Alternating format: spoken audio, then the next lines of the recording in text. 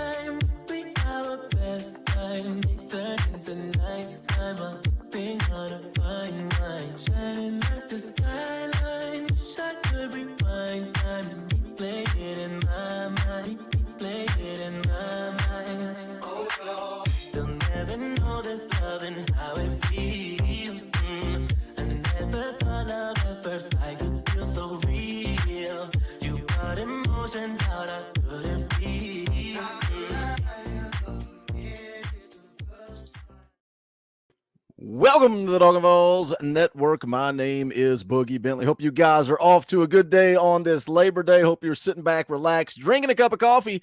I think some of you might be hungover. I think you might be hungover from that LSU and Florida State game. But we're going to talk some Tennessee football. Kainer's going to be in the house the first half of the show. BBD going to come hang out for the back half. We're going to talk about Tennessee, Virginia, maybe look ahead what we want to see next week.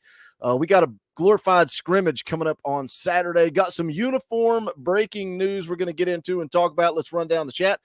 See who's hanging out. Noah James is here. What's up, Boogie? Great start to the week. The Vols are 1-0. Let's get it. Tracy's in the house. Says, let's get it started. Pit Boss is here. Rocky Top Tom's in the house. Morning show, baby. 3 days in a row with live streams. Yeah, we're pretty much live streaming every day except for Thursday. That's the only day where we're not going to live stream. Chase Tidwell's in the house. What's up, Chase? Brad is here. Who else we got? Let's see. Who else is in the house? Let me scroll down. You guys having some full-on conversations. Go Balls Deep 423 is here. Culbertson is in the house. Morning Vol fam. What's up? My friend Samantha is here. Dropping those custom Talkin VAWLS emojis. David Collins in the house. Kelly Goodwin is here. Heath Perry is here. Caleb is in the house. Papa J is here. Guys, come on in, smash the thumbs up. That's quick, free, and easy. You know the deal by now. It helps the channel. Also, share out the link. Let people know about Talkin VAWLS Live. Pit Boss drops a $2 super chat. Appreciate that tip in the tip jar, my man. Joey Carroll drops a $5 super chat. GBO door fee. Yeah, there's a door fee to get in around here and hang out and talk Tennessee football. There is a small charge. I'm going to have to block 106 of you guys and thank the 2 that dropped the door fee. But let's get into it, man. Let's get Cainer on the show. Let's talk some Tennessee football. You are Locked On Vols, your daily podcast on the Tennessee Volunteers. Part of the Locked On Podcast Network, your team every day.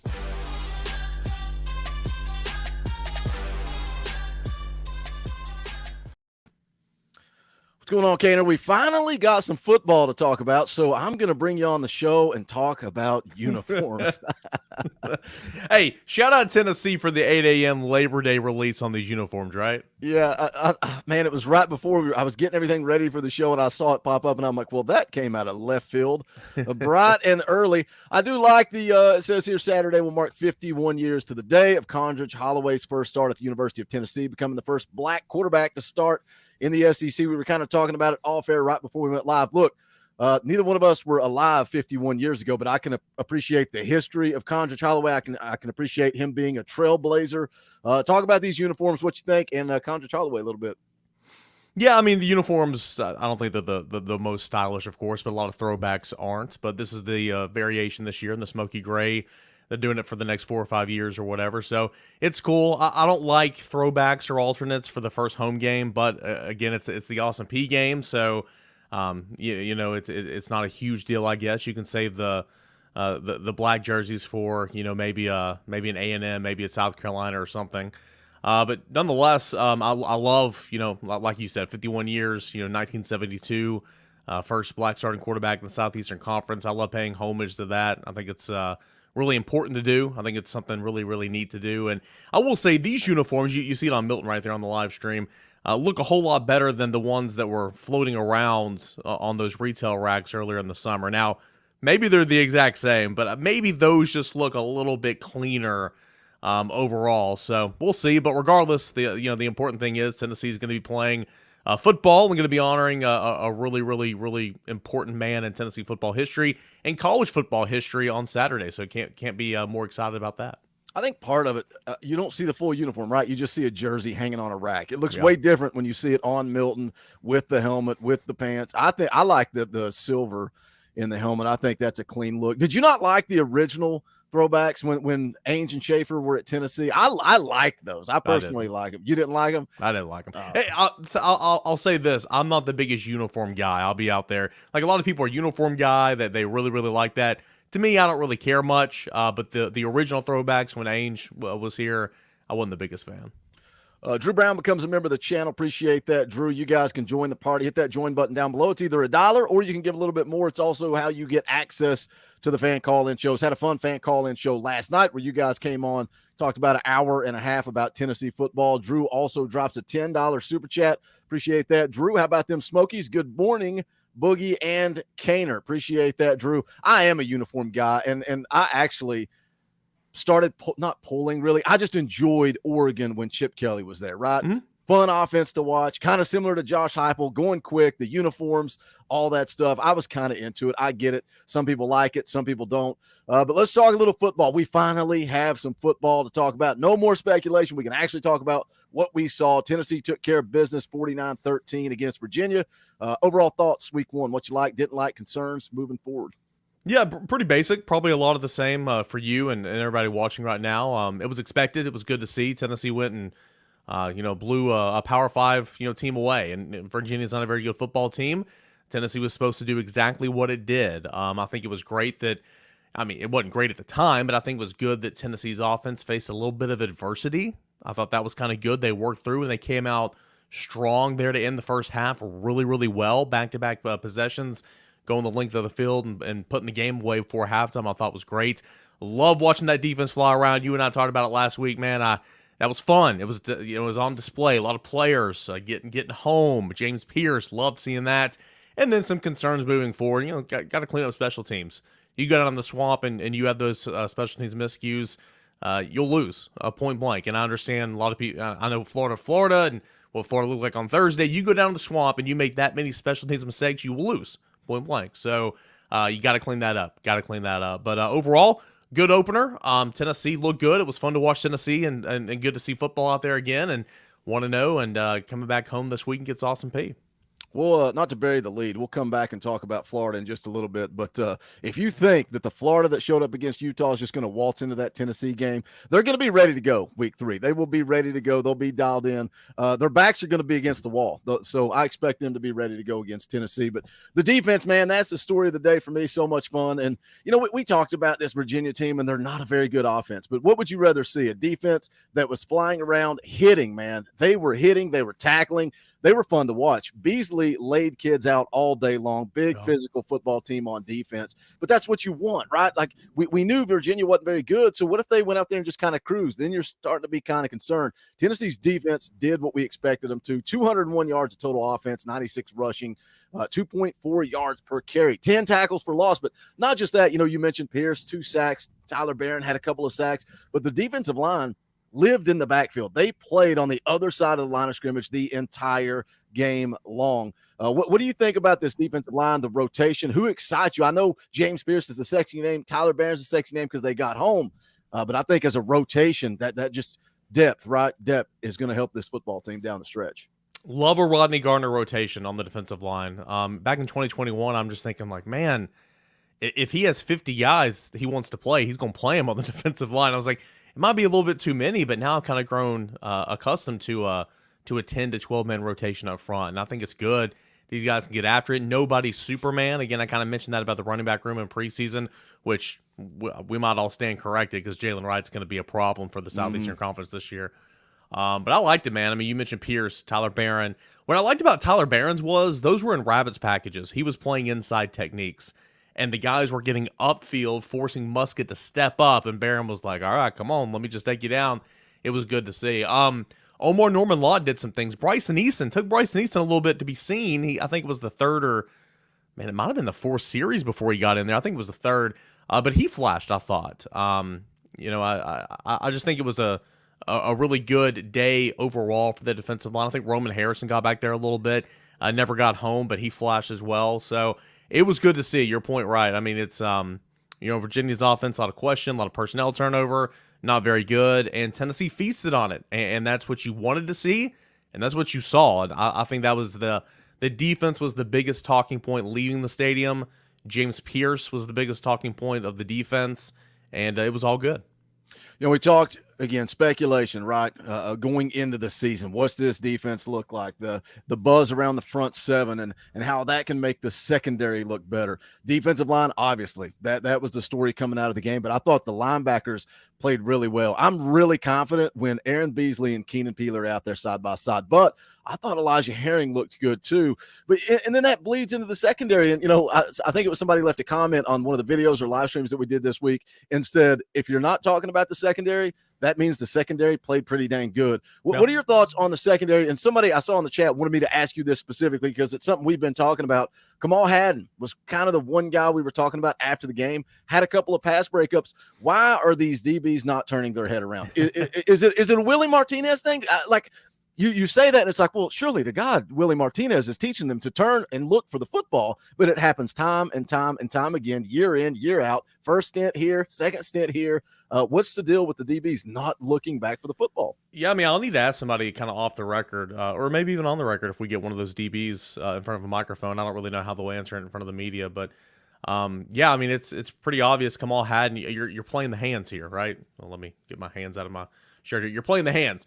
So as a defensive back, you're trailing a little bit, you're watching, and when you see those hands go up, that's when you throw your hands up. And Kamal Haddon had a couple of PBUs, looked pretty good doing that on Saturday. I thought he played pretty well. I did. So I mean, it's got to be a coaching thing, right? I mean, he's done it his couple of years he's been here in Knoxville. I remember him doing it a little bit last year. So we'll have to see, but I think it's more coaching than anything. And you need to find the football, especially on those deep balls, right? You can't afford to lose a step. And I understand teaching them to play the hands and not turn your head, because a lot of times when you turn your head, you lose a step. I get that, but you're going to get flagged here before too long for face guarding if you don't do that. So We'll see. But the secondary I thought was okay. Thought I hadn't played well. Unpopular opinion, Jalen McCullough had a good game. I thought so too. I thought McCullough did play a good game. And again, this is a Virginia team that's not very good, so you can say, well, this is more his speed and everything, and that very well could be true. But he showed up, he played well, and I thought Turnage did some things as well. I like the rotation at corner. You had Judy Lawley and Warren Burrell in there early. Brandon Turnage was in a star on the third series. You saw a little bit of Andre Turrentine at safety, but at the end of the day, you had Wesley Walker, Jalen McCullough leading the team in snaps on defense, and I wish they would have played more safeties. But overall, can't really complain. They played guys in the back end, and that's what we wanted to see, and they better play some more guys against Austin Peay. You think that's going to be a theme moving forward? We talked about the talent at corner, right? They've got a lot of dudes at corner to be able to do that rotation. But safeties, you mentioned snap count, Jalen McCullough, 44, Wesley Walker, 45, and then Turrentine, 20 plays, Will Brooks, 20 plays. That's it. That's the four guys they played at safety. I think that's going to be a theme moving forward. And I'll say this, Jordan Thomas and Christian Charles didn't practice a lot in fall camp. I personally think Christian Charles is a little bit lower on the depth chart right now. Jordan Thomas is a player, and he was a freshman last year, shined on special teams, got hurt in spring, but they were also moving him from star to safety and all that. And then he got back in fall camp and he could do a little bit, but he had a knee procedure, so he was out and missed a whole lot of contact in fall camp. He's back. He's going full speed now, I believe. And so, once he gets back in the swing of things, how quickly can Jordan Thomas be kind of elevated up there, and maybe he could be that part of the rotation with Andre Turrentine. We'll have to see, but I think the big reason we didn't see a whole lot of Charles or Jordan Thomas is because they didn't have much contact through fall camp. Let me catch up on a couple of super chats here. Then we're going to talk about the offensive side of the ball. Nicholas for $5, appreciate that super chat, says, I'm ready for our talent to finally show our program ahead of Florida. No more close calls or games. Yeah, I agree with that. And, I get it. I call it battered Vol syndrome. Tennessee, and you're still going on the road to the swamp. That's going to be a hostile environment. They're going to be full of piss and vinegar. Their backs are against the wall. Already lost to Utah. Everybody's ready to fire Billy Napier. They're going to be ready to play. But on the flip side of that, Tennessee favored by a touchdown in that game. So go down, do what you're supposed to do, take care of business. And that's why, even though I'm saying 9-3, Tennessee's favored to win every game except for Alabama and Georgia. So it's time to start taking care of business. Tennessee boy for $5, thank you for the super chat. What y'all think about the punter? Yeah, we can take that one now because you mentioned special teams, some of that stuff you got to clean up. What was the deal with Jackson Ross? Because, we saw him in the spring game and it was very vanilla, and it's like, that's not how he's going to punt the football during the season. He's just standing back there, traditional punting. He's got these magical secret weapons. He can kick with the right, the left, rugby style. He's going to be a weapon for Tennessee. He struggled. What'd you think about Jackson Ross? And it's correctable. Yeah, it wasn't good. It wasn't good at all. And, football junkies like you and I love special teams. You appreciate special teams. You admire it. Nobody talks about it, but it's huge. Flipping the field. And, you talk about having a weapon like down there in the swamp in Florida. You hope Jackson Ross can be that. But, yeah, he struggled a little bit. A 17-yard punt, 27-yard punt. Those were just horrendous. Josh Heupel was asked about it post-game. First game, I think nerves played a factor, and I can see that for sure. I'll say this: Jackson Ross is a whole lot more talented than what he put on display in game number 1. So, just work through those nerves, man. You got to go. This Southeastern Conference, and I think that he will.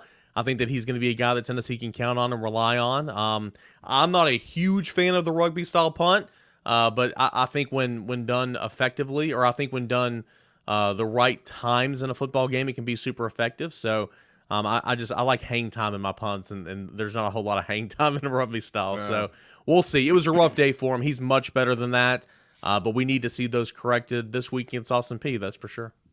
The real Hank for $5, thank you for the super chat. Called it all offseason. Dylan Sampson will have a breakout year. GBO. Also, I've been saying LSU was the preseason princess. I was right. GBO.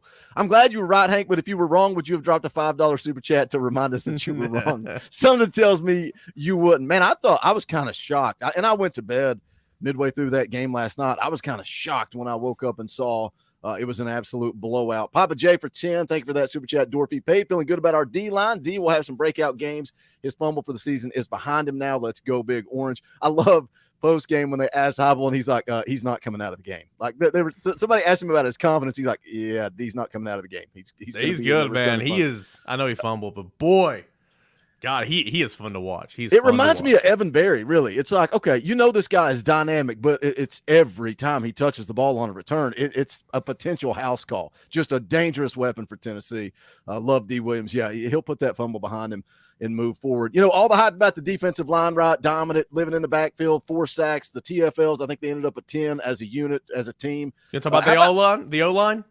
Yes. How about that offensive line against Virginia, rushing the football for almost 300 yards? Ollie Lane, Cooper who? Like, I love me some Cooper Mays. I'm ready for him to come back, but Ollie Lane looked good. And, the funny thing about the story is going into this thing, how does Tennessee handle that defensive line? The front 7 of Virginia was their strength. This offensive line looked good on Saturday.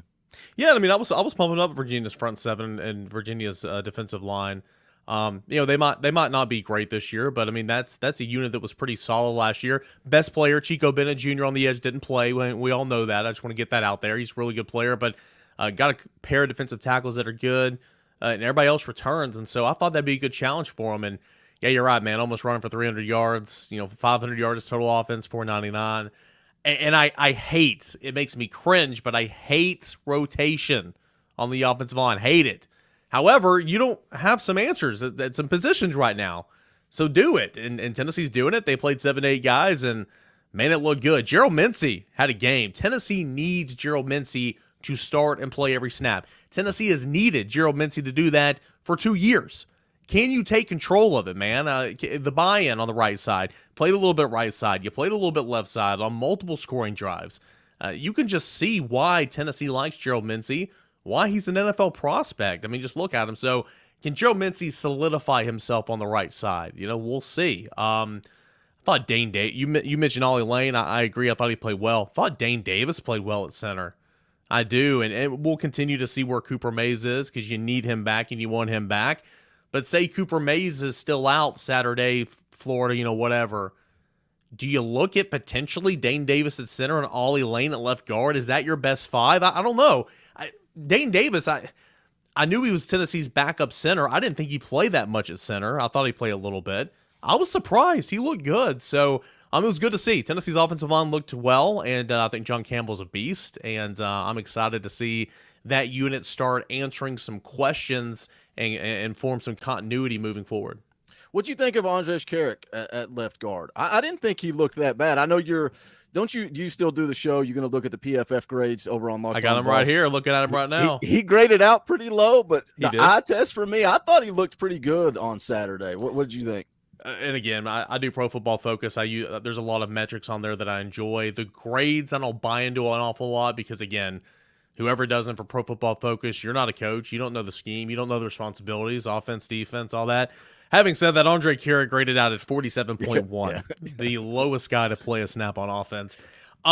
He did not jump out at me on film, and for an offensive lineman, that's a good thing. He did not look bad on film. Now, I'll be honest with you, when I did my rewatch, I'm watching the center position. I'm watching the tackles a lot more than Andrej Karic, and I should have been watching him more with a purpose, but he didn't jump out at me as a guy that looked like he was struggling. So that's a good thing. I just think, and this is me, and things can evolve and change. I think for Tennessee to get their best 5 out there, I don't think Andrej Karic is one of those. That's just my opinion. So we'll see. But I also tracked Tennessee's scoring drives and what offensive line was out there for those scoring drives. Karic was your starting left guard for 5 of Tennessee's 7 touchdowns. So obviously they were, having some success when he was in the game. Man, that's doing your homework right there. Some of the things that you guys track in your articles, I'm like, my goodness. People they'll ask questions like all Saturday night, and I'm like, oh, that's a really good one. I'm gonna write that down and look for that in film, and I just kind of track that. So that was more myself because I was curious, and I was like, okay, how many times did they score when Dane Davis is at center? I was like really curious, and then from there I was like, okay, well, let me just track all the scoring plays. So it's kind of easy. Yeah, like watching the game, we were talking about this last night. I'm usually watching the offensive line, defensive line, and then following the football. On my rewatch, I usually watch the linebackers and some of the it's just so hard to watch the secondary on TV because you can't see, half of what they're showing. Rocky Top rules for 2. Thank you for the super chat, brother. How about those Artful Dodger uniforms? Yep. Kaner hates them. They're terrible. He doesn't appreciate history. Hey, I appreciate history. Love paying homage to Condrey Holloway right there for sure. They look better than the ones floating around this summer. I'll say that. And they look pretty good on Joe Milton. So I like them, but I'm a uniform guy. I even adjusted my helmets back here. This is going to be what we're repping. I'm gonna rotate them through here. Look at the new addition right there. Oh, that's cool. Isn't that neat? Just VolQuest VQ? Is that a decal, or did they actually make those? It's a decal. Okay. I still like it. Dalton Beeson for 5. Thank you for super chat. 14 carries apiece for all running backs. I love it. The key is keeping fresh legs. Let's talk about the running backs. Obviously, I like to, when you have success running the football, I like to praise the big uglies up front because they're the ones opening the holes. You mentioned, John Campbell and Mincy at tackle. So many times, where they were getting to the next level, and it's like Jalen Wright wasn't being touched until 10 yards. But you look at the running backs, a lot of hype around Dylan Sampson. I get it. The guy scored 4 touchdowns. Jalen Wright's the workhorse, man. That's my guy. That's running back number 1. He would be the first guy on the field every week for me. But what'd you think about that 3-headed monster? And again, not to take anything away from Dylan Sampson. No. But, I jokingly, I call Jabari Small the vulture because in years past, they'll ride somebody down the field and then they'll put him in and he'll score a touchdown. Dylan Sampson vulture 2 touchdowns on Saturday. Yep. Because they rode Jalen Wright down the field. They rode Jabari Small down the field.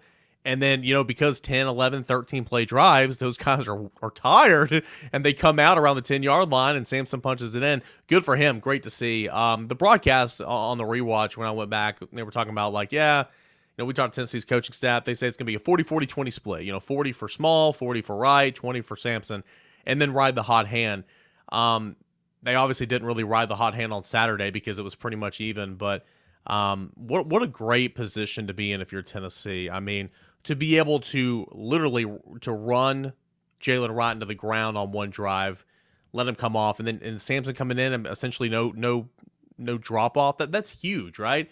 To your point on Jalen Wright, boy, he is fun to watch. He won't average 10 yards a carry every game, but gosh, he's explosive. He's strong. He's running between the tackles. His patience, his vision was really good on Saturday.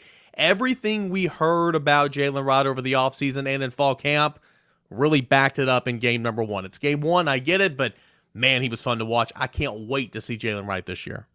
Got to ask you one more thing, then we're going to get you out the door. Guys, go support Cainer. Go check out Locked On Vols first thing every morning. The guy uploads a video at midnight every morning. That way you guys can listen to it first. Go check him out. Make sure you're subscribed. If you're not subscribed, also go check out what they're doing over at VolQuest. You guys still got the special going on? I think it ends today, but no fear. Big games this season, we'll have it back. So you got $1 for 1 month or half off the first year. Rivalry weeks, we'll have it back for sure. Let's talk a little bit about SEC football around the conference. Any changes kind of to your season predictions? Alabama, Georgia took care of business. Kentucky 44-14, I think, over Ball State. For Alabama, Milroe 200 yards passing, 50 yards rushing, had 5 touchdowns on the day. Carson Beck threw for 300 and a touchdown. Again, you're talking about UT Martin. Not really ready to talk about Alabama and Georgia till I see a little bit more. But 2 games I'm looking at. Some people call it a toss-up. I think that South Carolina game is an absolute beatdown.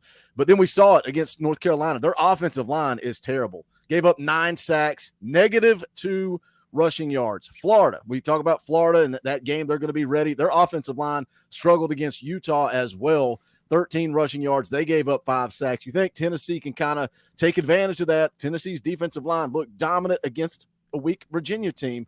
But any changes to your predictions? What do you think around the conference week 1? Yeah, first of all, congrats on 22,000. Is that right? 22,000. I was going to say it's either 22 or 23. When you get up in the 20s, it's like, you lose track. It's just so many subscribers. Congratulations. That's awesome, man.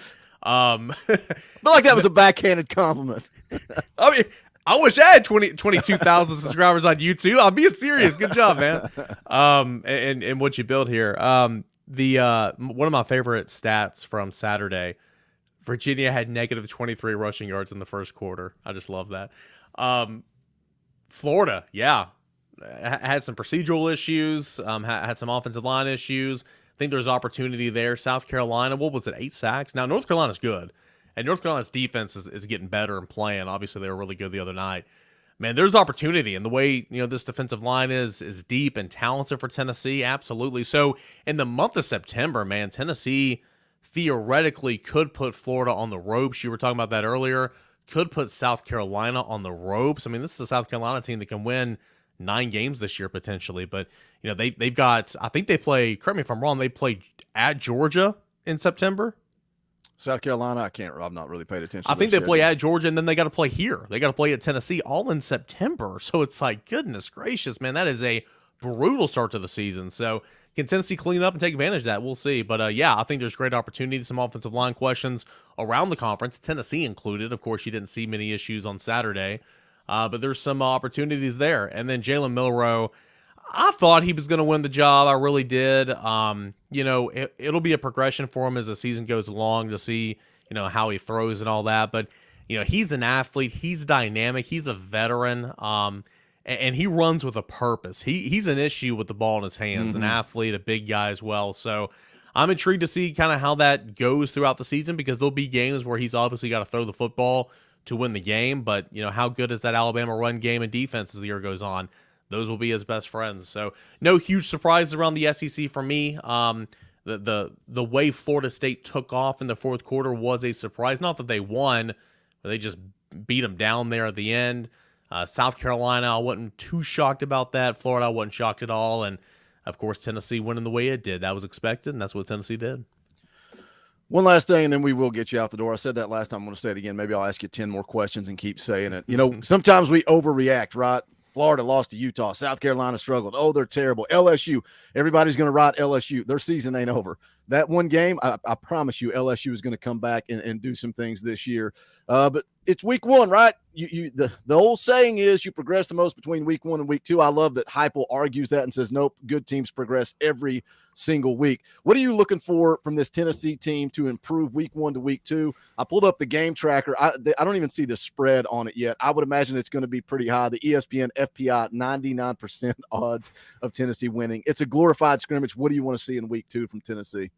Off the top of my head, but before like really diving into it, one is special teams. I mean, you got to clean that up. I mean, you got to clean that up. And the kickoff's out of bounds. We didn't really talk about this. I'm intrigued, and we'll ask Josh Heupel today in his press conference. I want to know, was some of that schemed up a little bit? Because, look at the other kicks he had. With ease, sailed it through the end zone. Sucker's got a leg, right? And so that makes me wonder, why of your 6 or 7 kickoffs did 2 sail out of bounds in the corner? I think some of that might have been schemed up a little bit to try to pin him down there. So we'll see that. Got to clean that up. Of course, we talked about Jackson Ross. I think he'll be better, but got to clean that up. Can't fumble D. Williams, but please, try to return literally everything because you're so dynamic. So I want to see special teams cleaned up for sure. I want to see more safeties play. We had this conversation in the offseason every week. I love the rotation at corner, at star. I want to see more safeties play. And I want to see if there's more rotation with a purpose on the offensive line. Like I mentioned, I don't know. I haven't talked to anybody about this, but like I mentioned the whole Dane Davis at center, Ollie Lane at guard. Like, are you going to rep that for a purpose this week potentially to see if that's your best look? I don't know. Are you going to minimize that rotation a little bit, get more snaps for Gerald Mincey in the football game at one specific spot on the offensive line? Just stuff like that. This is the game you're going to win. This is Tennessee versus Tennessee. It's going to be fun. Alternate uniforms, home opener. Just try to, get everything ready to go. Try to clean up some of those mishaps because the next week it gets real. Crowd noise is going to be a factor, a rival on the road, and a huge SEC game down in the swamp. So try to clean up some of those things, improve a little bit, and then get down to Florida. Always enjoy Locked On Talkin VAWLS, guys. Go sub up Cainer over at Locked On VAWLS on YouTube. Get that sub count rolling up. He's going to be right here on the Talkin VAWLS network every single Monday morning, 9 a.m. Then I'll be on Locked On VAWLS every Thursday morning. I'm the Locked On VAWLS hype man. I get you geared up, fired up, and ready to go for game day. Cainer, it's always a good time, buddy. Appreciate you coming on this Labor Day Monday. I appreciate you, man. Appreciate everybody watching and commenting. You guys have a great Labor Day. All right. Have a good one, buddy. All right, let's take care of a little business real quick. We got almost 300 people watching live. Appreciate that on this Labor Day Monday. Do me a favor, smash the thumbs up. You guys know the deal, quick, free, and easy. It does help the channel, recommends this content to other Tennessee fans. Also, go check out our merchandise at bonfire.com/store/Talkin VAWLS. It's go time. We are in the season. You want to rep the UGA shirt, the Fuga shirt, the Fugga shirt, whatever you want to call it. You better get in where you fit in. We've also got Gator Hater. All the merchandise is there. Bonfire.com/store/Talkin VAWLS. The link's in the description below. Also, shout out to all the members of the channel. You see those people in the chat. Their names are highlighted green. They got a power T beside their name. They are supporting this channel every single month. You can do that by hitting the join button down below. As little as $1 a month. You want to give a little bit more, you can. There's perks, benefits, custom Talkin VAWLS emojis, access to fan call-in shows. We do a fan call-in show every Sunday night, 7 p.m. Eastern time. That's where the members of this channel get an opportunity to come on and talk about the game. Also, we go live an hour before kickoff every Saturday. Also, a fan call-in tailgate show. Now we're going to get this dude on here. BVD is in the house, brother. We're going to talk some more about this Tennessee-Virginia game. We'll see what you guys want to do. If you want to watch the press conference from Coach Heupel, we can do that. You guys are in charge. BVD, you're on mute. Unmute yourself and tell me what you thought about Tennessee-Virginia.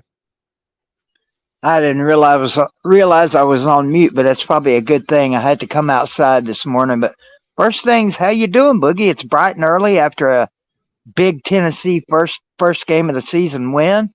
Everybody looked good except for the special teams. That gives the team something to work on before another glorified scrimmage this Saturday. All kinds of good takeaways, I think. Let's talk about Joe Milton, because me and Cain didn't really talk about Joe. Being on Facebook, being on social media, it might be the absolute dumbest thing you can do during a game. There are so many overreactions, one bad play, people panic. What'd you think about Joe on Saturday? I was okay with him. I'm not going to lie. I was a little bit struggled. I was a little bit concerned about the struggles in the first quarter. Not necessarily just with Joe, but he was definitely part of my concerns. I was thinking, oh God, here we go. Is this going to be? And you got to remember, Boogie, I'm still kind of jaded from the last however many teen years that we've struggled. And I was thinking, here we go. Underthrow Joe? Are you kidding me? I mean, Keaton drops that pass, which never happens. And then all of a sudden, Milton's underthrowing guys. I'm like, what's going on? But all in all, I was very happy. I think Milton's going to be fine this year. We'll know a lot more after we go down to the swamp this weekend. Like you guys said, it's a glorified scrimmage. You know, he'll put up big numbers against these guys, and hopefully this is the part that cracks me up. When Nico came in, all the fans chanting Nico, and I'm sure you noticed Joe on the sideline kind of rooting the fans on for that chant. I thought, well, that's pretty cool of him, because a lot of quarterbacks, they're not going to say it, but that kind of had to bother him a little bit, I mean, he comes out there and has a good game. Nico comes in and the fans go nuts. So I guess to answer your question, I was satisfied with Saturday. What about yourself? Yeah, I mean, I think people overreact. There is a difference, right? When you sit down to watch Tennessee play football and you sit down to watch whoever, say you're watching Mississippi State play by who cares, LSU, and you're watching the game and Mississippi State has a 3-and-out. You're like, oh, well, okay, they're going to punt and they're going to play defense, or they're trailing by 7. It's no big deal. When Tennessee's playing, there is a sense of urgency around every single play. Tennessee goes 3-and-out, the sky is falling. What is wrong? Why did we not score? Tennessee fumbles the football. The game's over. Go back to the Alabama game, right? The scoop and score. Ball game. Boys, that's a ball game. No, there's still plenty of football to play. It's like watching high school football. Our team down 14 or up 14-0 in the first quarter. I'm like, I know this team on the other sideline. This game is nowhere near over. It's a 60-minute game. And there is a sense of urgency. And I think that's where some of the stuff comes from with Joe. And I get it. He had a really bad series where, 3 really bad throws back to back to back. But when the game is over and you're judging Joe on what he did Saturday against Virginia, he completed 70% of his passes. He threw for 200 yards and 2 touchdowns. And Ramel Keaton dropped one that was probably 60 yards, 70 yards that's taken off. There was a throw to Dante Thornton in the end zone where if you throw that ball 6 inches to the left, or if Dante Thornton kind of cuts his route in and Joe can lead him, the middle of the field was open. That's another touchdown and another, I don't know, 30, 40 yards. I forget what that play was. And it's all ifs, ands, or buts. But if you look at the numbers, 70% completion percentage, you can't be mad at that. You got to be happy with what Joe did on Saturday and stop thinking about what Joe did in 2021, because that's irrelevant. It's irrelevant. And not to mention the fact that he still has 0 interceptions in a Tennessee uniform. That's big to me. Yeah, I thought he made good decisions. I thought he went through his progressions. You could see him scanning the field. The touchdown swing pass to Dylan Sampson, he scanned the field and then checked down. I thought he had good pocket awareness getting out of the pocket. That was something that I was concerned about going into this year. What does Joe do if nothing's there? And does he sit back there and let the pocket collapse around him? Only got sacked once, and I don't really think that was Joe's fault. There was really nowhere to escape the pocket. I thought he looked good running the football too. Yeah, my favorite play of the entire game was when he looked like he was stopped short for a yard. Then he stiff arms a guy and gets another 5 yards out of the play. To me, that was the biggest play of the game for him, running the ball. I mean, all I've heard all offseason is Joe Milton is well, you know the word, starts with a P. Mm-hmm.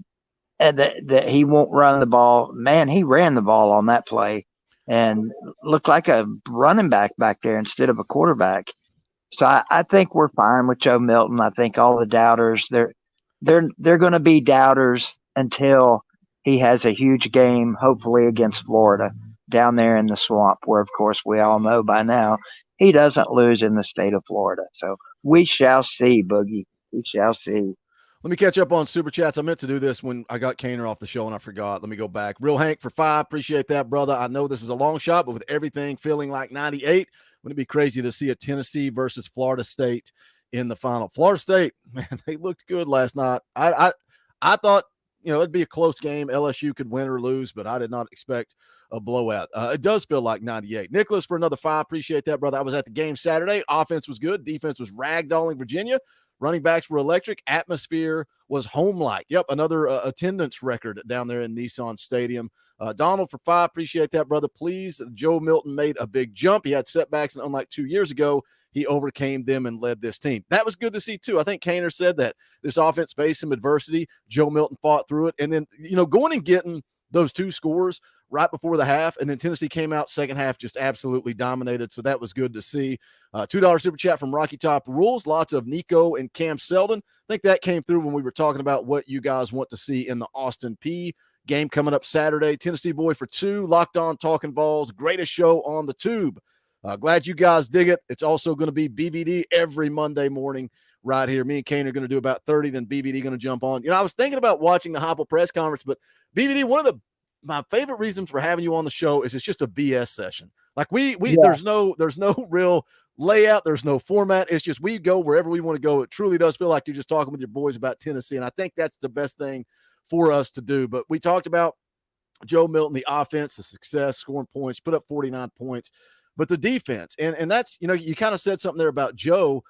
I think Joe can just be efficient. Like, he doesn't have to do too much. And if that defense, if what we saw against Virginia, and I know Virginia's offense sucks, but if that defense can be that dominant, then Joe, you don't have to score 49 points. You just got to manage the game, be efficient, run the football. That was something I made a video kind of stealing some stuff that JD Piquel said, highlighting some stuff he said.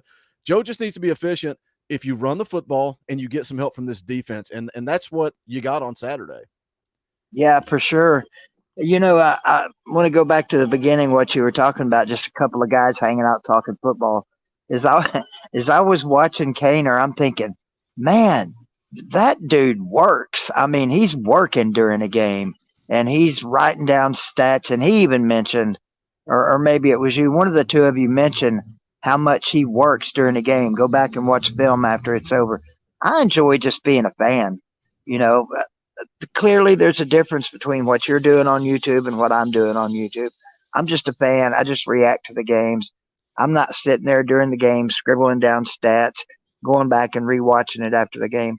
I truly enjoy just being a fan, which I've been for 46 years, and you've been all of your life. This is the part that I enjoy the most, talking to you, talking to Jay on Wednesday. Um, this is the part that I love, and I've totally forgotten what question you asked me because I got started talking.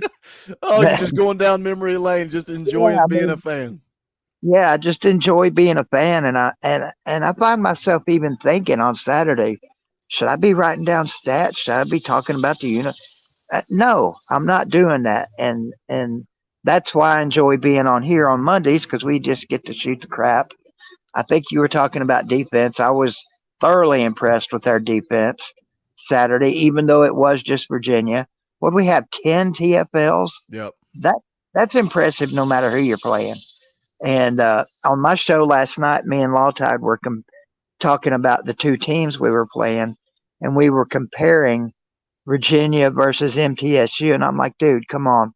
Virginia would kill MTSU. As bad as Virginia is, they're still going to beat that team to death in a game because I thought we saw some things Saturday from Virginia that potentially for those guys gives them a little glimmer of hope this year. They may win 3 or 4 games, Boogie, and then look how that helps us.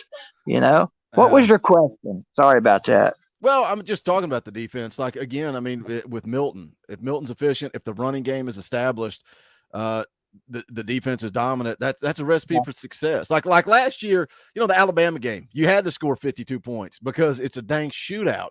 And I get it. Alabama's not Virginia, but I think I fought it all offseason. I said all offseason this defense was going to be better. I've been saying it every freaking week on this show. Now it's here. The defense looks dominant, and I think everybody thought we know what Josh Heupel's going to do, right? He's going to score a bunch of points, going to give up a bunch of points. Hopefully we win some shootouts. That's not what Josh Heupel wants to do. He wants to have a dominant defense. A lot of people question Tim Banks. This defense got better last year. I think they're going to be even better this year. I agree. I think I forget what the statistic is, but we took a step up last year from the previous year by like 7 points a game, something like that. Yep. If this team can take another 7-point step on defense, all I can say is the rest of the SEC better look out.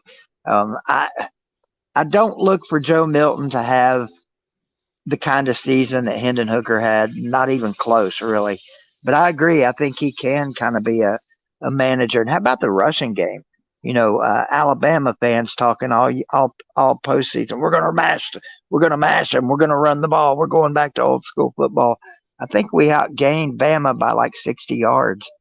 We had almost 300 yards rushing. They had in the low 200s. So I think that's a good sign moving forward for this team. I love the rushing game. I loved watching Jalen Wright Saturday, not just running around people, but running over people. I think we're going to be honestly, I'm not trying to be a over optimistic sunshine pumper here, but I kind of am. I think we're setting up nicely for another great season, and it's kind of made me change my thoughts. I was worried about this game, not thinking we were going to lose, but I thought we might come out and end up with like a 31-17 game or something bad like that, which would have been bad for us fans, I think. Was that it? Was that even a concern of yours? And I apologize for the noise. No, I mean, not really. I mean, I just knew Virginia was bad. I guess in the back of your mind, you're always like, I kind of, that's kind of been what I've said a little bit. Tennessee did what they were supposed to do, and that's a good thing, right? How many times in previous years under other coaches would a game like this be like that, 31-24, some stupid score where you're going, okay, well, Tennessee won, but you're really not happy, right? You're like, okay, that's not good enough. Or it's like it's late in the game and you're like, please score another touchdown just so the score looks better than the game actually was. And it's like, that wasn't the case. Tennessee just came out and drilled Virginia, established themselves. And the beautiful thing about the run game, and again, having 3 running backs, how big that is. And this is what we've been having the conversation about all along is depth. Like, sometimes I think that word gets overused, but now we're seeing why it's important. Rodney Garner's rotating so many guys on the defensive line, and it allows guys to stay fresh. Having the ability to do that at linebacker, at corner, having 3 legitimate SEC backs.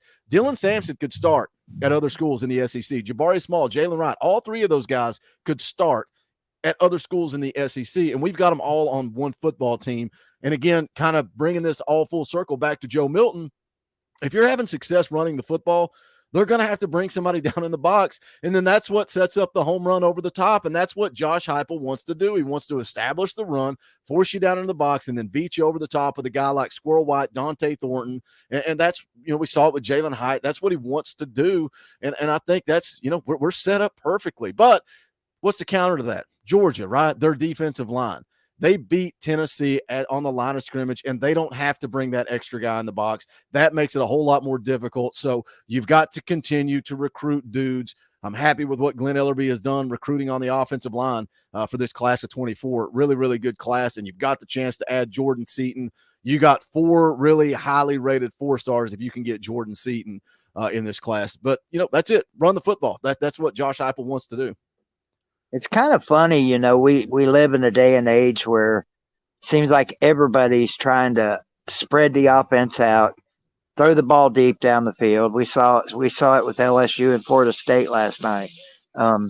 Everybody seems to be wanting to go towards that tendency, but on the flip side, a lot of teams are also trying to match you and run the football, and I like that. I like old school football where you just mash people. And that's one thing that we did beautifully Saturday. Like you said, we've got 3 starters at running back at Tennessee, and we really probably maybe even have a 4th in Cam Seldon. I was a little bit disappointed that he didn't get more totes Saturday, but I think that'll come.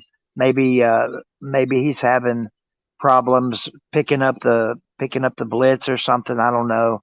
I'm not there. Of course, I will be there for the press conference today to interview Josh Heupel and there too. So, what time's that going up on your channel? Well, I haven't decided yet. It really depends on when I can get into my studio and edit everything. So I want to make a plan for that so people will know when to expect it. I'm thinking sometime Tuesday afternoon. It'll give people a little something to nibble on before they get into the next week's game. So a little polish up for Josh Heupel behind the scenes, let's just say. You guys got to go. Yeah, you guys got to go give Big Ball Daddy a sub. If you're not already subscribed, go subscribe. Number 1, I'm going to stay on his butt all year long and make sure those interviews with Josh Heupel come out every week. It's going to be fun. It's going to be funny. You guys go check it out. It's going to be up hopefully on Tuesdays on Big Ball Daddy's channel. But also you got to be subbed up because we're doing the rotation Wednesdays at noon. A brand new show, brand new crossover. Myself, Sports Talk Jay, and BBD. So we're going to be rotating this Wednesday at noon. We're going to be on Sports Talk Jay's channel. And then how did you get lucky? How did you get Wednesday at noon going into the Florida game? Did you, is there a reason? Did you trick me into that? The Wednesday before the Florida game. You guys made the decision on how to rotate. So I got to put that one on you, Boogie. I was thinking about that yesterday. God, I hope I don't get the crap games because we're going to have crap viewerships. And, I'm going to have to not lead, but kind of direct us after a crappy game. But, I kind of hope it is a crappy game against Florida. I hope we go down there and mop the floor with them. And me, you, and Jay are just hanging out talking about, man, did you see how many yards Jalen Wright had? How about Squirrel White with 2 bomb catches? And I hope we're talking it up, about how we went down there and just dominated the Gators. And I think that could happen. Hey, look, I got the Florida game. Somebody else will probably get the Georgia game. Somebody will get the Alabama game. We need to make sure that happens. Maybe we screwed Jay because you got before Florida and I've got after Florida. He's got Austin P. It'll all work itself out. It'll balance as we rotate through. Let me hit a couple of super chats here. Parker Townsend for 2. We need a Joe chant next week. Yeah, we need to show Joe some love. And I said I put out a video every Sunday after the game, Sunday morning, the day after video. And I said I was going to hurt some feelings, and I did hurt some feelings. But the problem is all the people that are against Joe or negative towards Joe, they don't watch that video. They don't care. They're just on the internet doing this. The Real Hank for $2. Appreciate that, brother. Anyone have an update on the Virginia quarterback injury? I didn't see anything. It looked like a collarbone, shoulder type deal, but I didn't see anything. But I wouldn't be surprised if he's not the last quarterback that Tennessee knocks out of a game, the way that pass rush was on Saturday. Orange Sea Line, been a member for 8 months. I appreciate that support. Brother says, I think it's obvious Heupel didn't go out there to bury Virginia and went out to prove it's not a gimmick passing attack. I think Josh Heupel just went out and did what he wanted to do, and that's run the football. That's what he's been doing for 3 years at Tennessee, is running the football. That's what they want to do. I don't think Josh Heupel cares one iota about people calling his offense a gimmick. He's going to go do what he's going to go do, and people can call it a gimmick. They can call it whatever they want. Just make sure you call it another day where his offense scores 40 plus points. So call it what you want. It is what it is. It do what it do. All the stupid cliches we use, let him talk. He just keeps proving people wrong. I do think he does hold grudges. I think we saw that with Ty Simpson's dad in the UT Martin game. He made a statement in that game. But as far as, like, it's not people calling it a gimmick, is more fans, Georgia fans, let's be honest. That's where it's coming from. Yeah. It's coming from one person that put something out there on the internet, then it just gets regurgitated over and over and over by that fan base until the point that it's exhausting. But Heupel doesn't care, but I think he does hold grudges. I think that South Carolina game is circled on his calendar. I think he's ready to go beat the piss out of South Carolina. I hope so, because they look like pure trash Saturday night against North Carolina.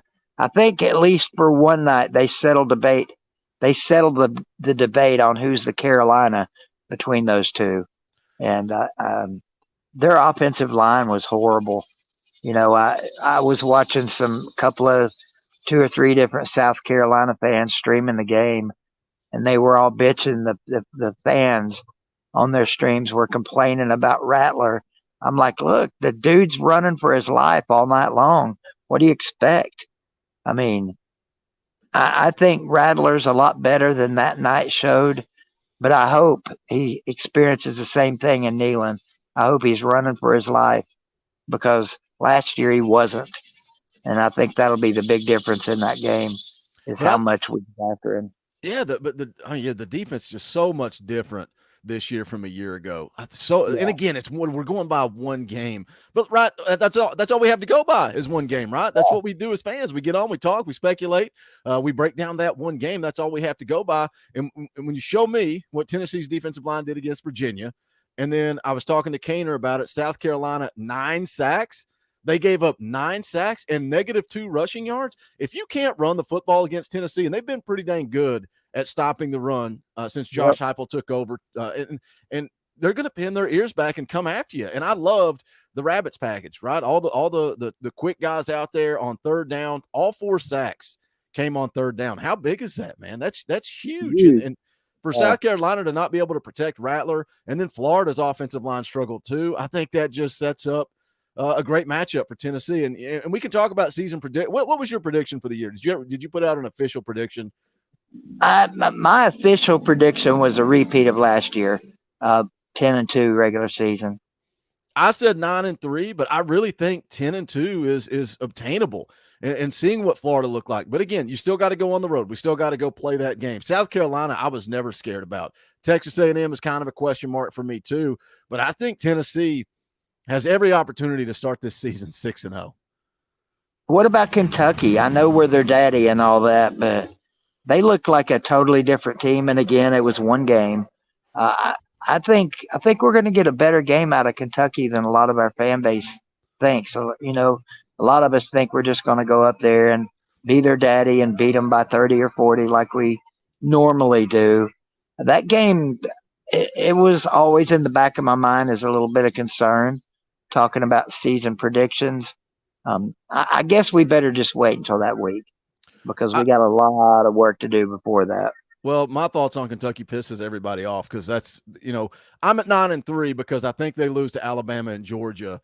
And then I think there's a bunch of toss-up games. I think Texas A&M is a toss-up. I think playing at Florida is a toss-up.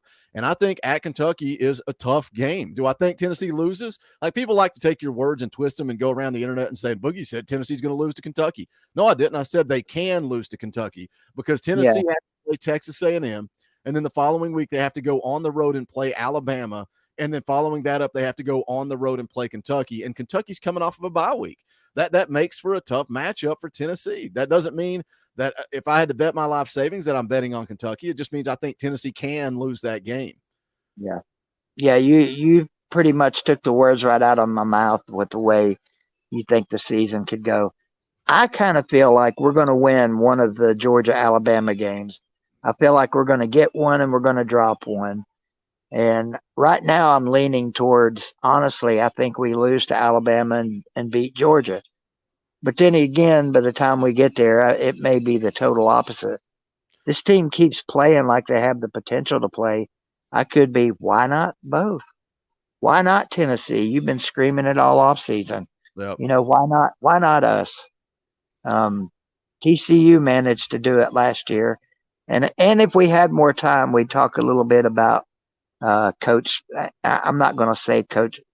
This is the only time you're going to hear me say Coach Prime anymore. I think that's so stupid that a coach allows himself to go by a nickname. He's the only football coach at any level that goes by a nickname. Dang it. It's Coach Sanders. All the talk about Colorado, maybe we can get into that at another time, what we think they may do. I know this is a Tennessee show, but I kind of enjoy talking about the stories of the week, if you will, in college football. I mean, that was a big win for them. And I saw that J.D. Piquel put out a video. It got like 40,000 views. People like to talk about Deion Sanders, right? They like his pregame pep talk he gave the team. He's polarizing. People either love him or hate him. That's why he pulls views and people like to talk about him. I don't hate the guy. I just think it's stupid that we use a nickname. But it is. That's the day and age we live in, and if he wants to go by that, that's fine. As long as it wins games for them, you know, I'm sure he'd probably say you can call me anything you want. But I think the win expectation goes up a little bit after that game. They were a 21-point dog, and I know TCU's not the same TCU that they were last year. I don't think we're going to see them anywhere near a playoff this year, and that's big. Anytime you go on the road as a 21-point dog, I don't care who you're playing, you win that game, that's huge. We got 276 people watching live. We're going to do this every Monday morning. Myself and Eric Cain going to go 30 minutes, and then BBD is going to jump on for another 30 minutes. So we appreciate you guys tuning in. Coming up on the channel tomorrow night's NCAA night. We'll play some NCAA football and talk all things Tennessee football. Wednesday night, regular show at 7 o'clock. But don't forget, Wednesday during the day, noon, we're going to be on Sports Talk Jay's channel, talking all things Tennessee football. So tons of content coming your way. May try to put out a video a little bit later today, so be on the lookout for that. Also, go give BVD a sub. He's going to have some fun stuff coming up for you guys, hopefully tomorrow. So appreciate you guys. It'll be tomorrow. I'll make sure it's tomorrow. So I'm going to stay on him. Tuesday, every Tuesday on his channel, going to be interviewing Josh Heupel. So make sure you go check that out. But I appreciate you guys. Boogie, should we make sure we let them know what that means? No. Or let them find out tomorrow? They'll find out. You're going to sit down and interview Josh Heupel on Big Vol Daddy's channel. So make sure you guys check it out. Again, smash the thumbs up on the way out the door, quick, free, and easy. Check out the link for the description. Check out the description for all the links to merchandise, how to join the channel, all that good stuff. But he's BVD. My name is Boogie Bentley. This is the Talkin VAWLS Network. Go Big Orange.